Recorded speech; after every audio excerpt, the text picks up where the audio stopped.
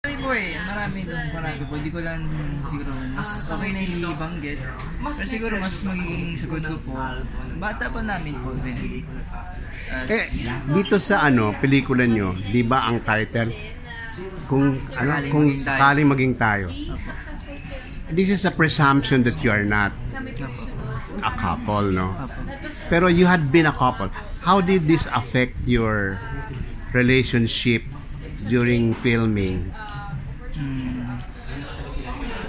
Sobrang may time talaga na awkward na nakikita sa camera, pero yun nga sobrang maliksi lang po yung time na yun kasi sabi namin kailangan namin mag-work together na kahit hindi kami okay, kahit okay kami kasi pero, yun nga po wala kang timeline dun sa pagsa-separate nyo na baka in the near future or in the future you get back together again? Paano pong hindi, kunyari, di ba, ilang months na kayong separate?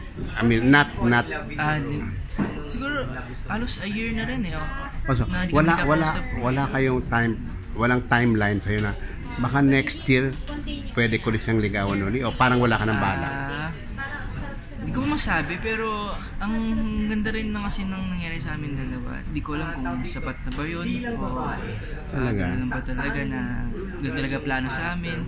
Pero sabi ko nga, baalan na kung makita kami ulit someday. Pero yung bang separation nyo help both of you, especially sa'yo, sa career mo in acting as an actor? Nakatulong ba yun? Masabi ko po, may help din po in terms of career. Lalo naman sa kanya kasi sa dami naman na-achieve niya after naman nangyari. Pero still, ang Star Cinema for One, no? Apo. Minamind pa rin yung love team nyo na how do you feel that? Yung parang ginagamit pa rin yung love team nyo to promote especially itong film na to.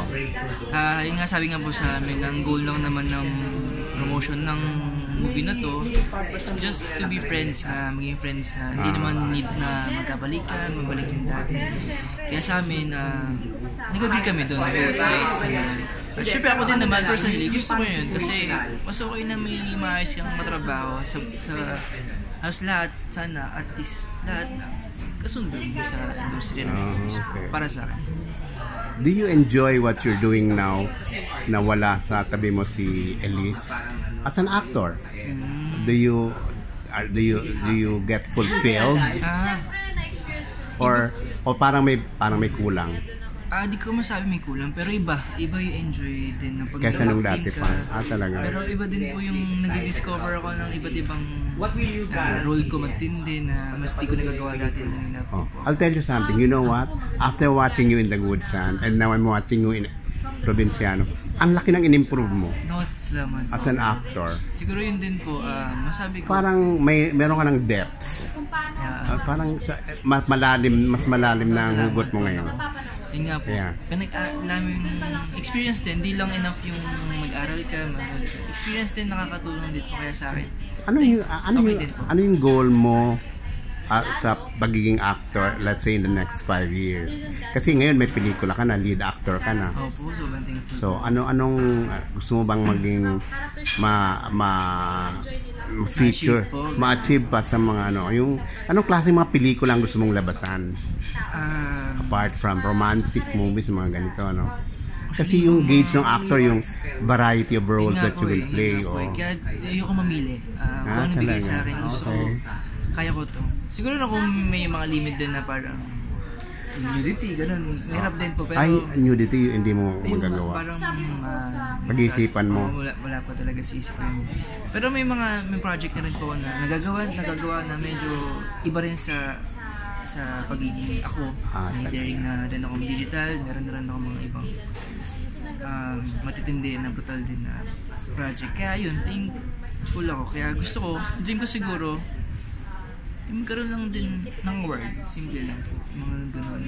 Bihira ka na lumabas sa It's Showtime, Kasi pinanonood ko, sabi ko, ay wala si McCoy.